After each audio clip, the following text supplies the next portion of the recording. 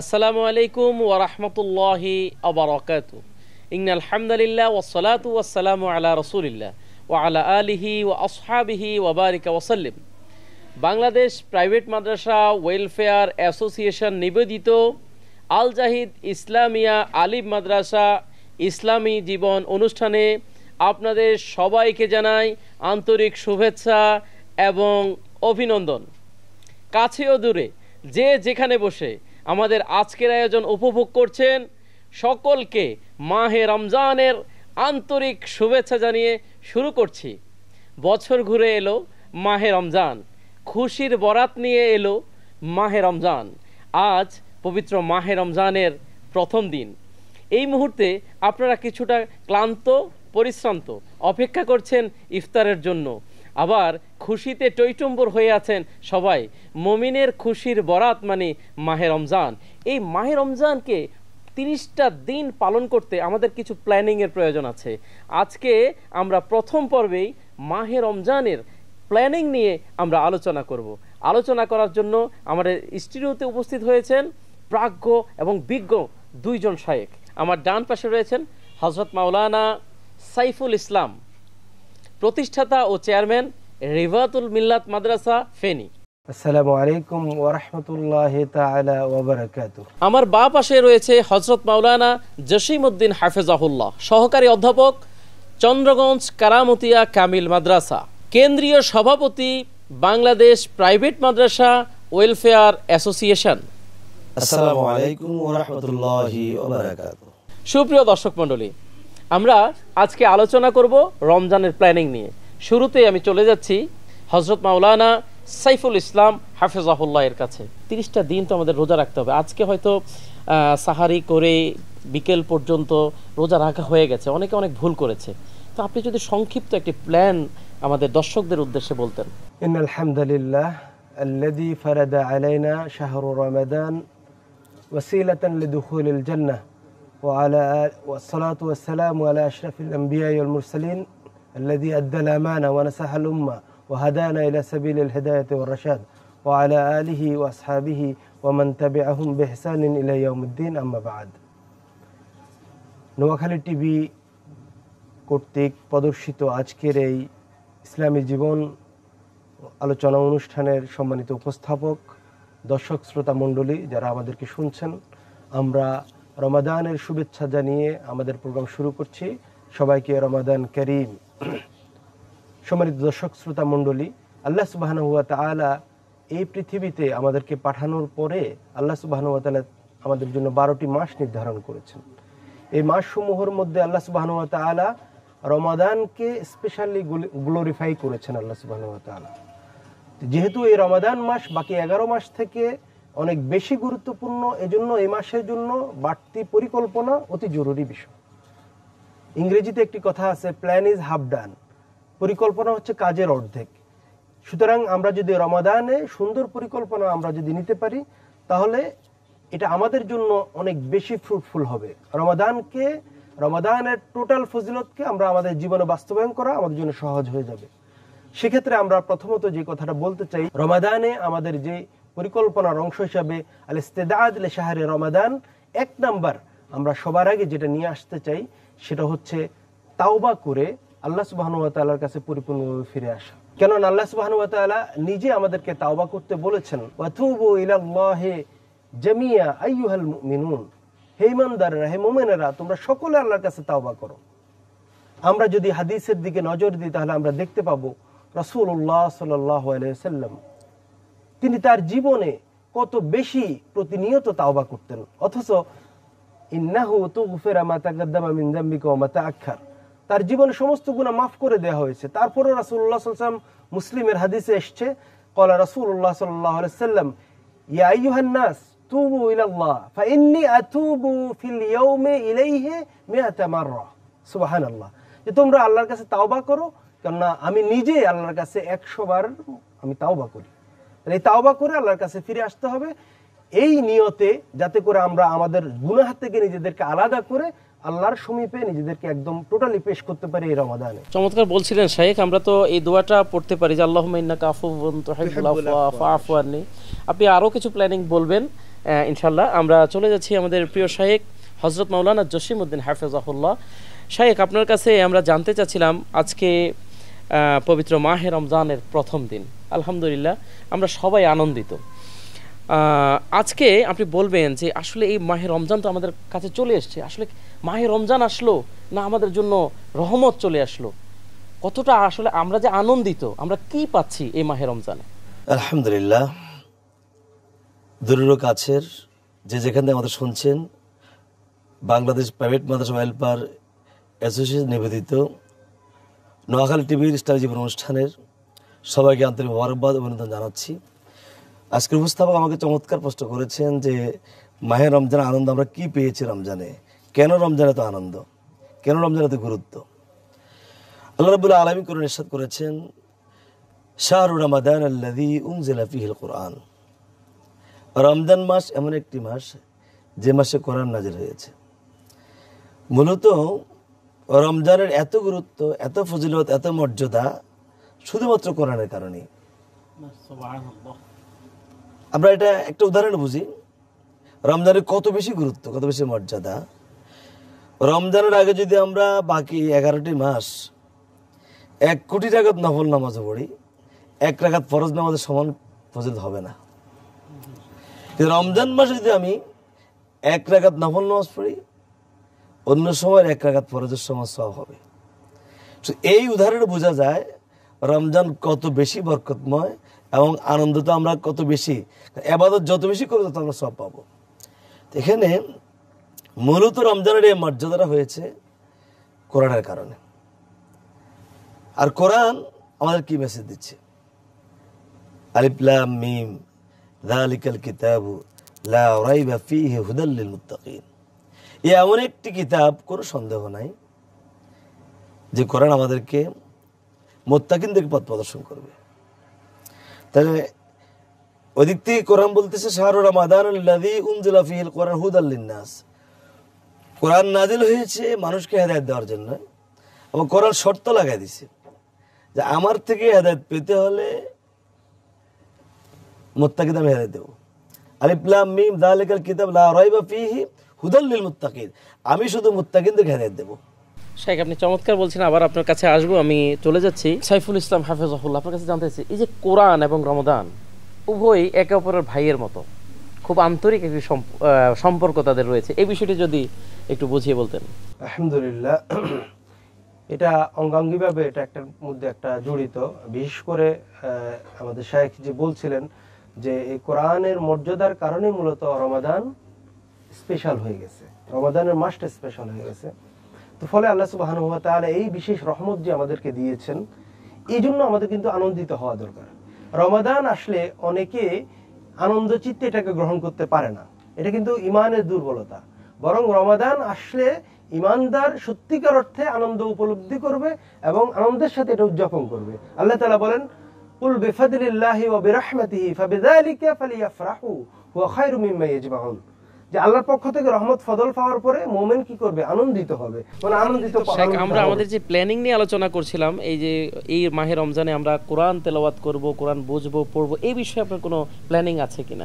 Obviously আমরা রমাদানের যে প্ল্যানের অন্যতম একটা প্ল্যান হওয়া দরকার কোরআন তেলাওয়াত করা। কোরআন যারা তেলাওয়াত করতে সক্ষম তারা কোরআনের অর্থ অনুধাবন করা, যারা কোরআনের তেলাওয়াত এবং অর্থ অনুধাবন করতে সক্ষম তারা আরো বড় পরিসরে কোরআন গবেষণা করা জরুরি। শাইখ, একটি বিষয় জানতে চাচ্ছি যে অনেকে তো কোরআন পড়তে পারে না, সেই ক্ষেত্রে তিনি কি করবেন, কিভাবে এই কোরআনের ফজিলতটা তিনি পাবেন? এই রমজান মাসে কোরআন পড়লে বেশি সওয়াব হবে, এটা তিনি কিভাবে পাবেন? তিনি অডিও রেকর্ড শুনে বা কারো কাছ থেকে শুনে কি সেই ফজিলতটা পাচ্ছে কিনা? ধন্যবাদ। এই ক্ষেত্রে প্রথমত যে বিষয়টা করতে হবে, একজন মুসলিম হিসাবে তিনি যদি আগে কোরআন মিসিং করে থাকেন, কোনো কারণে তার তেলাওয়াত শুদ্ধ নেই অথবা তিনি এটাকে মিসিং করছেন, তাহলে ওনার উচিত যে এই রমাদানকে কোরআন শিক্ষার মাস হিসেবে এটাকে গ্রহণ করা। সেক্ষেত্রে তিনি কোনো অভিজ্ঞ আলেমে দ্বীনের শরণাপন্ন হওয়া এবং সেখানে উনি ট্রাই করবেন ওনার বেস্ট লেভেলে যে কিভাবে তিনি কোরআনটা তেলাওয়াতটা শিখতে পারেন। পাশাপাশি তিনি এই কোরআনের এই মোহাব্বতকে নিজের মধ্যে গালেব করে তিনি সালাতুত তারাবির মধ্যে তিনি অংশগ্রহণ করবেন, যেখানে তিনি চাইলে পুরা 30 পারাই কোরআন শুনতে পারেন। এছাড়াও আমাদের এখন আধুনিক প্রযুক্তির জমানায় অডিও এবং ভিডিওর মাধ্যমে অনেক ধরনের শোনার সুযোগ আছে। আলহামদুলিল্লাহ, আমরা আল্লাহ শুকরিয়া আদায় করে বলছি যে আজকে যে নোয়াখালী টিভিতে প্রচারিত অনুষ্ঠান, এখানেও কিন্তু কোরআন থেকে ইস্তেফাদা পাবে। আলহামদুলিল্লাহ, কোন মোমেন্ট যদি এই পরিকল্পনা করে যে আমি যে কোনো পর্যায়ে গিয়ে আমি এভাবে কোরআন শুনবো, কোরআন পড়বো, কোরআনের সাথে থাকবো, তাহলে এটাও একটা বিগ মেসেজ এবং এখান থেকেও তারা কোনো মেসেজ নিয়ে ইনশাআল্লাহ তারা উপকৃত হতে পারবে। শাইখ খুব চমৎকার বলছিলেন। আসলে আমাদের হাতে সময় খুবই কম, আমরা চলে যাচ্ছি আমাদের প্রিয় শাইখ জসিমউদ্দিন হাফেজাহুল্লাহ আপনার কাছে। আমরা প্ল্যানিং নিয়ে আলোচনা করছিলাম। আমরা রমজান মাসে কোরআন তেলাওয়াত করব, আমরা রমজান মাসে এমনভাবে কাটাবো যাতে করে আমাদের পুরোটা মাস ভালো যায় এবং বাকি 11টি মাস ভালো যায়। শাইখ, আপনি যদি আমাদেরকে আরও কিছু প্ল্যানিং বলতেন, যে রমজান মাসে তো অনেকের কিছু বাজে অভ্যাস আছে, সেগুলো ছাড়তে পারছে না, কেউ গালাগাল করে বা কারো মন্দ যে অভ্যাসগুলো আছে এগুলো ত্যাগ করে সে পুরো রমজানে কিভাবে ঢুকবে। আবার একটা হতাশার বিষয় হচ্ছে অনেকে অনেক পাপ করেছে, পাপের কারণে শয়তান তাকে ওয়াসওয়াসা দিয়ে রেখেছে যে তোমার আল্লাহর কাছে চাইলেও তুমি আর মাপ পাবা না। এই টাইপের কিছু ওয়াসওয়াসার কারণে মানুষ ইবাদত করতে চায় না, তাদের উদ্দেশ্যে যদি কিছু বলতেন। আপনি চমৎকার প্রশ্ন করেছেন, তবে আমার আগের আলোচনা ধারাবাহিক কিছু কথা থেকে গেছে, এর ভিতরে জবাব এসে যাবে ইনশাআল্লাহ। আমি যে কথা বলতে চেয়েছিলাম, রমজান মাসে কোরআন নাজিল হয়েছে মানুষ হেদায়েতের জন্য, আর কোরআন শর্ত লাগাই দিয়েছে আমি হেদায়েত দেব মুত্তাকিনদেরকে। আল্লাহ কোরআনে হেদায়েত গ্রহণ করার জন্য রমজান মাসে কোরআন নাজিল করে রোজা ফরজ করে দিয়েছেন। ইয়া আইয়ুহাল্লাযীনা আমানু কুতিবা আলাইকুমুস সিয়াম কামা কুতিবা আলাল্লাযীনা মিন ক্বাবলিকুম লাআল্লাকুম তাত্তাকুন। আমি রমজানের সিয়াম রোজা ফরজ করে দিয়েছি এজন্যই যেন সিয়াম সাধনার মাধ্যমে সে মুত্তাকি তাকওয়া অর্জন করতে পারে, আর তাকওয়া অর্জন করার পর সে কোরআন থেকে হেদায়েত পাবে। এখন প্রশ্ন হলো, যার ভিতরে তাকওয়া এসে যাবে, তাকওয়া মানে আল্লাহকে ভয় করা। আল্লাহকে ভয় করা মানে অন্যায় কাজ, খারাপ কাজ ছেড়ে দেওয়া। রাসূল আরবি সাল্লাল্লাহু আলাইহি ওয়াসাল্লাম করেছেন, মাল্লাম ইয়াদা কাওলা যুর ওয়ালা আমাল বিহি ফালাইসা লিল্লাহি হাজাতুন ইয়াদা তাআমাহু ওয়া শারাবাহু। যে ব্যক্তি কাওলে যুর এবং আমলে যুর ছেড়ে দিতে না পারবে, অর্থাৎ ফাহিশা কথা, মিথ্যা কথা, অর্থাৎ জবান দ্বারা যত অপরাধ ছাড়তে না পারবে এবং তার মন্দ কাজ, খারাপ কাজ ছাড়তে না পারবে, তার কোনো প্রয়োজন নাই খাওয়া দাওয়া ছেড়ে রোজা রাখার। এ রোজা তার কোনো কাজে আসবে না। সুতরাং আমরা রোজার জন্য আমাদের শর্ত হলো যে মূল টার্গেট হলো তাকওয়া অর্জন করা, আর তাকওয়ার মূল টার্গেট হলো বান্দাকে অন্যায় থেকে বিরত থাকা। যে পর্যন্ত আমরা অন্যায় থেকে বিরত থাকতে না পারবো, রোজা রেখে লাভ। যেমন কোরআন এসেছে, ফাআম্মা মান খাফা মাকাম রাব্বিহি ওয়া নাহান নাফসা আনিল হাওয়া। যে ব্যক্তি কিয়ামতের কঠিন দিনে আল্লাহর আদালতে দাঁড়ানো হওয়াকে ভয় করবে, এই ভয় করে মন যা চায় তা পালন করবে না, ওয়া নাহান নাফসা আনিল হাওয়া, মনে অন্যায় চাও পাও পরিহার করবে, ফা ইন্নাল জান্নাতা হিয়াল মাওয়া, তার সৃষ্টিকর জান্নাত। সুতরাং রমজান যদি আমাকে এই পর্যন্ত পৌঁছাতে না পারে, মনের অন্যায় চাও পাও পরিহার প্রস্তুত করতে না পারে, তাহলে এই রমজান আমাদের বৃথা যাবে।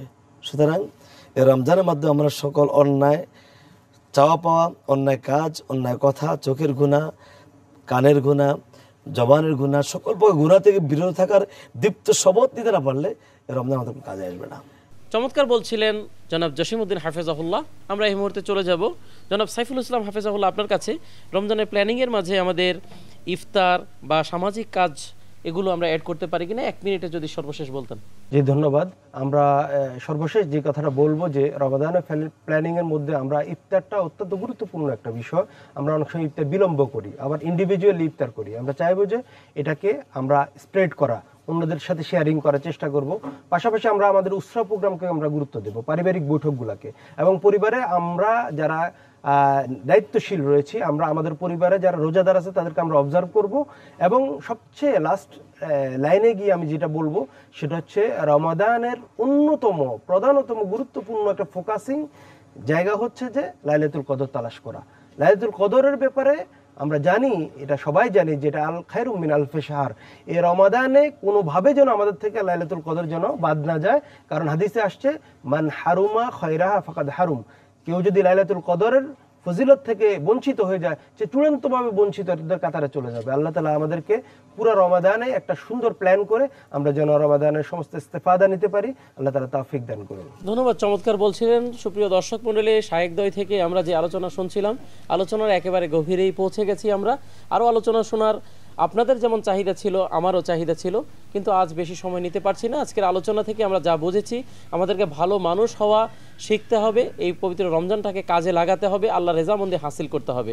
সুপ্রিয় দর্শক মণ্ডলী, নোয়াখালী টিভির পর্দায় প্রতিদিনই ইসলামী জীবন অনুষ্ঠানটি অনুষ্ঠিত হবে। আপনাদের একটু স্মরণ করিয়ে দিচ্ছি, বাংলাদেশ প্রাইভেট মাদ্রাসা ওয়েলফেয়ার অ্যাসোসিয়েশন নিবেদিত আল জাহিদ ইসলামিয়া আলিম মাদ্রাসা ইসলামী জীবন অনুষ্ঠানটি এতক্ষণ উপভোগ করলেন। অনুষ্ঠানটি কো-স্পন্সর হিসেবে রয়েছেন আজিম চৌধুরী হজ কাফেলা, পাওয়ার্ড বাই লক্ষ্মীপুর আইডিয়াল আলিম মাদ্রাসা। আজকের মতো বিদায় নিচ্ছি, অন্য কোনো পর্বে অন্য কোনো শায়েখদের সাথে আবারও দেখা হবে। আসসালামু আলাইকুম ওয়া রাহমাতুল্লাহি ওয়া বারাকাতুহু। আউযু বিল্লাহি মিনাশ শাইতানির রাজীম। বিসমিল্লাহির রাহমানির রাহিম। আর-রাহমান আল্লামাল কুরআন খালাকাল ইনসান আল্লামাহুল বায়ান। আশ-শামসু ওয়াল কমারু বিহুসবান ওয়ান-নাজমু ওয়াশ-শাজারু ইয়াসজুদান ওয়াস-সামা'a রাফa'aha ওয়া ওয়াদা'al মিজান আল্লা তাতগাউ ফিল মিজান ওয়া আকিমুল ওয়াজনা বিল কিসতি ওয়া লা তুখসিরুল মিজান ওয়াল আরদা ওয়াদা'aha লিল আনাম ফিহা ফাকিহাতুন ওয়ান নাখলু যাতুল আকমাম ওয়াল হাব্বু যুল আসফি ওয়ার রায়হান ফাবিআইয়ি আলা'i রাব্বিকুমা তুকাযযিবান সাদাকাল্লাহুল আযীম। আল জাহিদ ইসলামিয়া মাদ্রাসায় আপনাদের স্বাগতম। Noakhali Senbag college road Euro টাওয়ারে অবস্থিত আল জাহিদ ইসলামিয়া মাদ্রাসা ইসলামিক ও আধুনিক শিক্ষার সমন্বয়ে যুগোপযোগী একটি দ্বীনী প্রতিষ্ঠান। মাওলানা জাহিদুল ইসলাম কর্তৃক পরিচালিত আল জাহিদ ইসলামিয়া মাদ্রাসায় রয়েছে আবাসিক, অনাবাসিক এবং ডে কেয়ার ব্যবস্থা রয়েছে। নুরানি বিভাগে প্রথম থেকে তৃতীয় শ্রেণী পর্যন্ত, জেনারেল বিভাগে চতুর্থ থেকে দশম শ্রেণী পর্যন্ত। এছাড়া রয়েছে হিফজুল কোরআন, নাজরা, হিফজ এবং দাওরা বিভাগ। আল জাহিদ ইসলামিয়া মাদ্রাসা, সেনবাগ, নোয়াখালী।